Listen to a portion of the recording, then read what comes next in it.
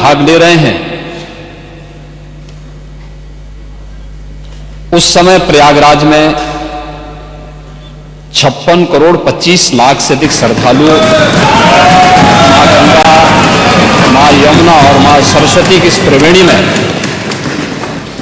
आस्था की पावन डुबकी लगा चुके हैं। और जब हम सनातन धर्म के खिलाफ, मां गंगा के खिलाफ, भारत की आस्था के खिलाफ या महाकुंभ के खिलाफ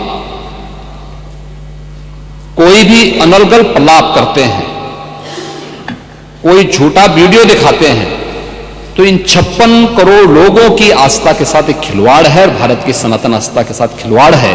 और मैं विनम्रता से कहूंगा कि आयोजन किसी पार्टी विशेष का नहीं था, किसी सरकार का नहीं था। मैं तो बार बार इस बात को कहता रहा हूं कि आयोजन समाज का है, सरकार पीछे है। सरकार सहयोग के लिए, अपने उत्तरदायित्वों का निर्वहन करने के लिए एक सेवक के रूप में हम लोग वहां पर हैं, और एक सेवक के रूप में अपने उत्तरदायित्वों का निर्वहन करने की हमारी जिम्मेदारी है। और उस निर्वहन के लिए हम लोग तत्परता के साथ अपनी जिम्मेदारियों का निर्वहन करेंगे, क्योंकि हमें अपनी जिम्मेदारियों का एहसास है। हमें भारत की सनातन परंपराओं के प्रति अगाध श्रद्धा का भाव है, और उन श्रद्धाओं को सम्मान देना वो हमारा दायित्व है। और ये हमारा सौभाग्य है कि इस सदी के इस महाकुंभ के साथ हमारी सरकार को जोड़ने का अवसर प्राप्त हुआ, और आयोजन के प्रति तमाम अफवाहों, तमाम प्रकार का दुष्प्रचार को दरकिनार करते हुए देश और दुनिया ने इस पूरे आयोजन के साथ सहभागी बनकर के इसे सफलता की एक नई ऊंचाई तक पहुंचाया है। महोदय, भी आयोजन के 7 दिन बाकी हैं संपन्न होने के, और जो मैंने आज दोपहर तक के आंकड़े बताए हैं, 56 करोड़ 25 लाख से अधिक श्रद्धालु अब तक प्रयागराज की महात्रिवेणी में आस्था की डुबकी लगा चुके हैं। और इसीलिए जब यहां पे हमारे प्रतिपक्ष के जो माननीय सदस्य डॉक्टर आर.के. पटेल जी, श्री संग्राम सिंह यादव जी और श्रीमती आराधना मिश्रा, मोना जी जब अपनी बातों को यहां पे कह रही थी, तो मुझे आपकी बातों को देख करके सचमुच एक तरफ हमें एहसास है अपनी जिम्मेदारियों का, हमारी संवेदनाएं हैं उन सभी के प्रति जो लोग 29 जनवरी के एक स्टैंप पैड के शिकार हुए थे, उन सभी श्रद्धालुजनों के प्रति भी, या प्रयागराज कुंभ के दौरान जो आपने अपनी नोटिस में उल्लेख किया है, सोनभद्र की, अलीगढ़ की या किसी अन्य जगहों पर प्रयागराज महाकुंभ के आयोजन में भाग लेने के लिए या यहां से जाने के लिए जो लोग यहां से प्रयागराज महाकुंभ में महास्नान के बाद वापस जा रहे थे, सड़क दुर्घटना के शिकार हुए हैं, उन सबको हम श्रद्धांजलि देते हैं। हमारी संवेदना उन परिवारजनों के प्रति है, सरकार उनके साथ खड़ी है, हर संभव सरकार उनको मदद भी करेगी, लेकिन इस पे राजनीति करना कितना उचित है, प्रश्न यही है। और इसीलिए मैं आपसे कहना चाहूंगा, जब आप अपनी बात कह रहे थे, मैं धन्यवाद दूंगा माननीय सदस्य श्री मनोज पांडे जी को, जिन्होंने उन अफवाहों की ओर ध्यान भी दिया, कि उल्लेख किया कि काहिरा का वीडियो लेकिन महाकुंभ के साथ जोड़ करके दुष्प्रचार किया जा रहा था, नेपाल का वीडियो महाकुंभ के साथ, झारखंड की किसी घटना को महाकुंभ के साथ, या देश के अंदर के किसी अन्य दुर्घटना को जूसी के साथ जोड़ करके दुष्प्रचार करके अफवाह फैलाने का जो कार्य हो रहा था, कौन लोग थे वो? और इसीलिए मैं कहना चाहूंगा कि बड़ा हसीन है इनकी जवान का जादू, लगा के आग बहारों की बात करते हैं, जिन्होंने रात में चुन चुन के बस्तियों को लूटा, वही नसीबों के मारों की बात करते हैं।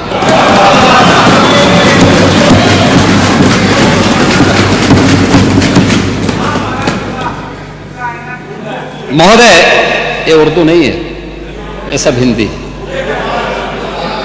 आपको मैं बताना चाहता हूं, आपको मैं एक और बात बताना चाहता हूं जो भी नेता प्रतिपक्ष कह रहे थे।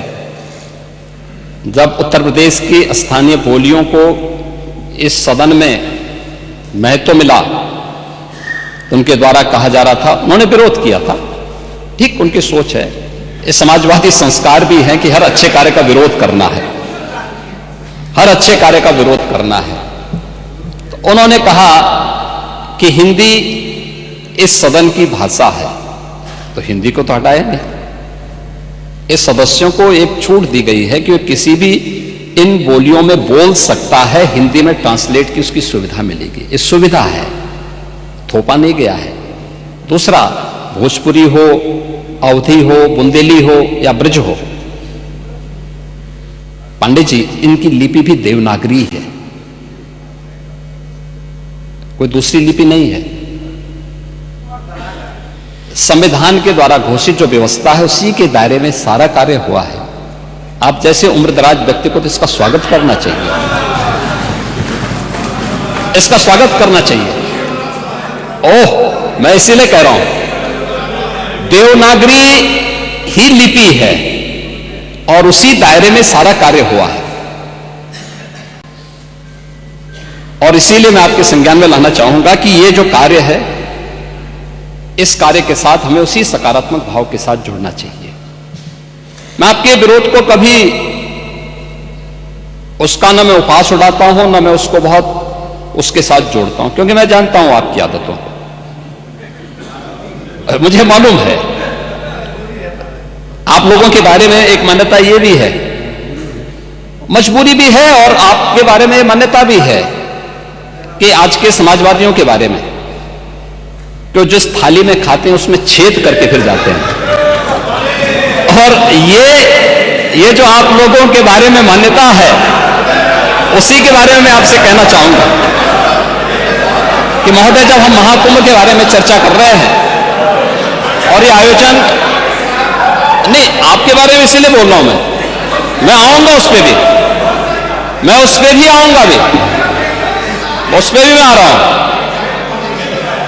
जब एक महाकुंभ का विरोध पहले दिन से कर रहे थे महोदय, मैं एक एक करके इनके बयानों को यहां पे उद्धृत करना चाहूंगा, और पिछले सदन में भी मैं याद दिलाना चाहूंगा, जब हम लोग यहां पे इसी सदन में आए थे तो महाकुंभ पे चर्चा, उस समय महाकुंभ की तैयारियां चल रही थी और चर्चा के लिए एक दिन निश्चित किया गया था।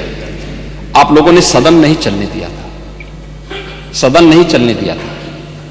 अच्छा होता महाकुंभ के पहले सदन में पूरे दिन भर की चर्चा होती, हम उस व्यवस्था के बारे में चर्चा करते, आपके अनुभव का लाभ लेते, लेकिन आपने चर्चा नहीं होने दी। लेकिन पहले दिन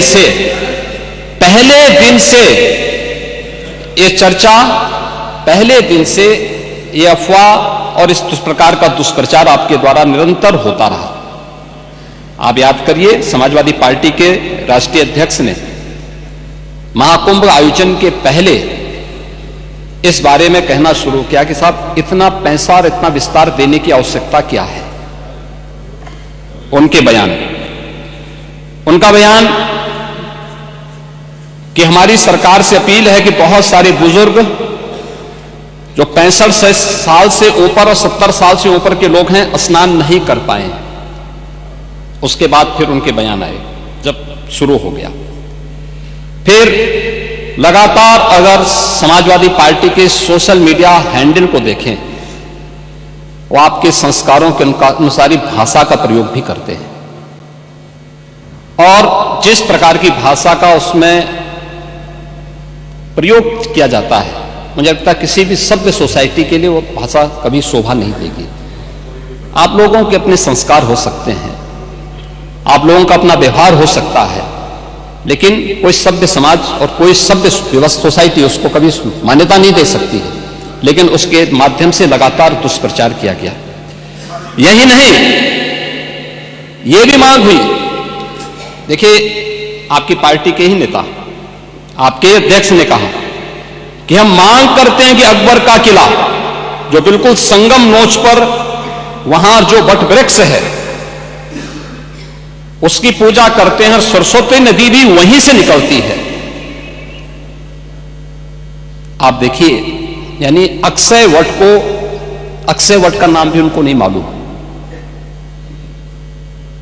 सरस्वती कूप को सरस्वती नदी कहते हैं। यह आपका जनरल नॉलेज है।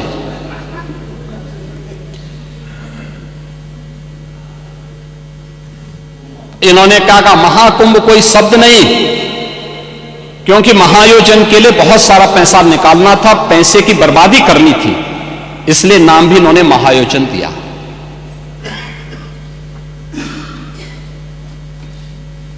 पहले दिन से ही राज्य सरकार आंकड़े दे रही है कि कितने लोगों ने पवित्र डुबकी लगाई है। जो लोग पवित्र डुबकी लगाने वालों की संख्या बता सकते हैं, वे यह नहीं बता पा रहे हैं कि कितने लोगों की जान चली गई। इनके एक सहयोगी अरे चिंता मत करिए, एक एक प्रश्न का उत्तर देंगे, थोड़ा पेशेंस रखिए। देखो, आप बोल रहे थे, मैं बहुत शांति से सुन रहा था, बहुत शांति से। आप ही के एक सहयोगी श्री लालू यादव जी कह रहे हैं, अरे ये सब कुंभ का क्या कोई मतलब है, फालतू का कुंभ है। यानी सनातन धर्म के इस महायोजन को फालतू उनको दिखाई देता है। और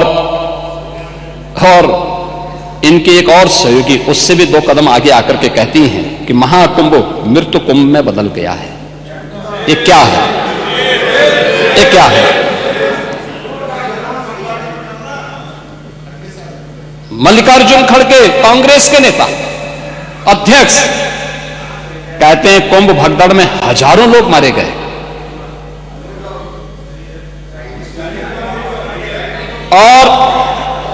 और जया बच्चन क्या कहती हैं?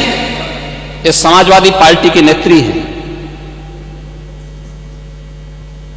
इस देश में अभी सबसे बड़ा मुद्दा महाकुंभ भगदड़ की घटना है। उन मृतकों की सही संख्या बतानी चाहिए और जनता को सफाई देनी चाहिए। उन्होंने आगे क्या बात कही? उन्होंने कहा व्यवस्थाएं आम आदमी के लिए नहीं बल्कि वीआईपी के लिए थी। शवों को गंगा में बहा दिया गया, इससे पानी प्रदूषित हुआ है।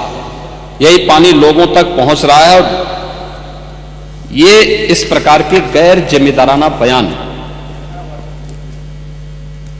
समाजवादी पार्टी, कांग्रेस, आरजेडी और टीएमसी के नेताओं के द्वारा सनातन धर्म के जुड़े हुए सबसे बड़े आयोजन के प्रति दिए गए। महोदय, मैं जानना चाहता हूं कि क्या सनातन धर्म का अनुयायी बनना या सनातन धर्म के किसी आयोजन को भव्यता के साथ करना क्या कोई अपराध है?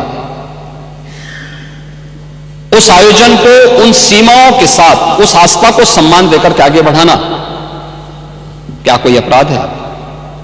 और अगर अपराध है तो हमारी सरकार इस अपराध को कर रही है और आगे भी कर रही है। क्योंकि हम लोग ये मानते हैं सनातन धर्म इस देश का राष्ट्रीय धर्म है। सनातन धर्म की सुरक्षा में ही भारत के अंदर पल रहे हर मत और मजहब की सुरक्षा भी है और उनका सम्मान भी है और उनका गौरव भी है। और सनातन धर्म की सुरक्षा विश्व मानवता की सुरक्षा की गारंटी भी है। और उसके इतने बड़े आयोजन के साथ भेदभाव तो किसी के साथ नहीं हुआ, किसी के साथ नहीं हुआ। प्रयागराज महाकुंभ में क्रिकेटर मोहम्मद शमी ने भी स्नान किया। मुझे याद है, हर जाति मत और मजहब के लोग अगर आए हैं श्रद्धाभाव के साथ तो उन्होंने आस्था की पवित्र डुबकी भी लगाई। हां, अगर कोई चढ़ाने के लिए आया है तो वहां पर उनको वैसे दुत्कार करके भगा भी दिया गया और यह होना भी चाहिए था। और इसीलिए मैं इस बात को मानता हूं, आप लोगों ने जो बात कही हमें ये सब बुरा नहीं लगता। इसलिए नहीं क्योंकि हम जानते हैं आपकी प्रवृत्ति है, क्योंकि हम लोग इस बात को मानते हैं कि संक्रमित व्यक्ति का उपचार हो सकता है, संक्रमित सोच का उपचार नहीं हो सकता। उसका कोई उपचार नहीं। वो अपने आप ही कुड़ता रहेगा। और इसलिए इस महान आयोजन को करने का अवसर हमारी सरकार को प्राप्त हुआ। और मेरा यह मानना है कि महान कार्य को 3 अवस्थाओं से गुजरना पड़ता है। याद रखना, उपहास से, विरोध से और अंततः स्वीकृति से। और स्वीकृति का इससे बड़ा प्रमाण क्या हो सकता है कि समाजवादी पार्टी के राष्ट्रीय अध्यक्ष भी जो शुरू से विरोध कर रहे थे, अंततः चुपचाप जाकर के डुबकी लगाए। नेता प्रतिपक्ष भी हाँ, मैं अच्छी बात है, आपका अधिकार है, आपका अधिकार है ये, मैं तो आपको अधिकार दे रहा हूं। मैं ही कह रहा ना, नहीं 13 में आप नहीं जा पाए थे, क्योंकि 13 में जब आप जा रहे थे तब तक आपको फोन आ गया था, आप वापस हो गए, नहीं जा पाए थे। नहीं जा रहे, आप वापस आ गए थे। लेकिन इस बार आप गए थे, मुझे अच्छा लगा, आपने उत्तर प्रदेश सरकार की व्यवस्था की सराहना की और आपने मुझे प्रत्यक्ष नहीं लेकिन स्पीकर साहब को धन्यवाद दिया कि अच्छी व्यवस्था थी। और इसीलिए मैंने कहा ना, 3 अवस्थाएं उपहास की, जिसको आप शुरू से उड़ा रहे थे, कुछ नहीं कर पाए तो आपने विरोध करना शुरू किया। और विरोध करते करते आज मुझे अच्छा लगा कि आपने अपनी स्वीकृति भी दे दी कि हां अच्छा काम हुआ है, अच्छी व्यवस्था हुई है। ऐसे ही मोना जी ने भी किया। वो लोग विरोध कर रहे थे, फिर उन्होंने उसके बारे में तमाम प्रकार की बातें की। आज उन्होंने कहा कि इंफ्रास्ट्रक्चर का काम तो अच्छा हुआ। अच्छा, अच्छी बात है, क्योंकि काम हुआ है तो लोग बोलेंगे भी, क्योंकि लोग तो उन्हीं मार्गों से चल रहे हैं, सभी लोग चल रहे हैं। महोदय, प्रयागराज कुंभ के बारे में अनेक दुष्प्रचार किए गए और दुष्प्रचार के अनेक माध्यम हैं। मैं पहले कुंभ के बारे में कहता हूं। कुंभ के बारे में जो बहुत सारी चर्चाएं यहां पर हुई हैं और सभी माननीय सदस्यों ने भी इस बात को यहां पे उल्लेख किया है, जिसमें वेदों की परंपरा से परंपरा आती है। ऋग्वेद में भी इसका उल्लेख है कि कुंभम समारोह्य स्वधाम पिबेत, यानी हम उस कुंभ में रखे अमृत को पीकर आत्मा को आनंदित करें। अथर्ववेद में भी इस बात का उल्लेख है कि ऐसा गंगा या कुंभे, यानी यह गंगा जल एक कुंभ, एक घड़े में संचित है, यानी अमृत के रूप में उसकी तुलना की गई है। और आज से 5000 वर्ष पहले रचा गया श्रीमद् भागवत महापुराण में भी इस बात का उल्लेख है को कुंभ मेले स्नात्वा पुण्यम प्राप्नोति मानुषः, यानी यहां कुंभ का संदर्भ कुंभ मेले से है। 5000 साल पहले भी इसका उल्लेख है। जो 4 तीर्थ स्थलों पर आयोजित होता है, उसमें स्नान करने से पापों का क्षय होता है। और जो बात यहां पे आपके विद्वान सदस्य से संग्राम सिंह यादव कह रहे थे, उन्होंने पुराणों की बात की, लेकिन वो पुराण की बात नहीं थी, वह तुलसीदास जी की रामचरितमानस में उल्लेख किया गया है। को कही सकई प्रयाग प्रभाव हो, कलुष पुंज कुंचर मृगराओ, अस तीरथ पति देख सुहावा, सुख सागर रघुवर सुख पावा। ये तुलसीदास जी की रामचरितमानस का है, पुराणों का नहीं है। पुराणों में संदर्भ है, श्रीमद् भागवत महापुराण का मैंने उल्लेख किया ही, और रामचरितमानस में भी इन बातों का उल्लेख इन भावनाओं के रूप में किया गया है। और हम उत्तर प्रदेश वासियों को खासतौर पर इस पर गौरव की अनुभूति भी करनी चाहिए कि इस बड़े आयोजन के साथ हम सभी को जोड़ने का अवसर प्राप्त हुआ है। और इसलिए मैं इस बात को कह रहा हूं क्योंकि यह आयोजन हमारे लिए बहुत महत्व रखता है। यहां हमारी पार्टियां हो सकती, ये सत्ता पक्ष होगा, वो विपक्ष होगा, अलग अलग पार्टियां होंगी। उत्तर प्रदेश से बाहर हम जब जाएंगे तो उत्तर प्रदेश वासी के रूप में लोग हमें हमारी पहचान देते हैं। अच्छा काम करेंगे, सम्मान मिलेगा। एक भी व्यक्ति यहां के नाम पे गलत काम करेगा, यहां की सरकार गलत काम करेगी, तो उसके यहां पर भले ही हम उस गलत काम को कितना भी सपोर्ट करें, लेकिन बाहर जनता हमें नहीं बख्शने वाली है, इस बात को रखना। और 2017 के पहले उत्तर प्रदेश के अंदर की छवि यही थी। उत्तर प्रदेश के लोगों के सामने परसेप्शन का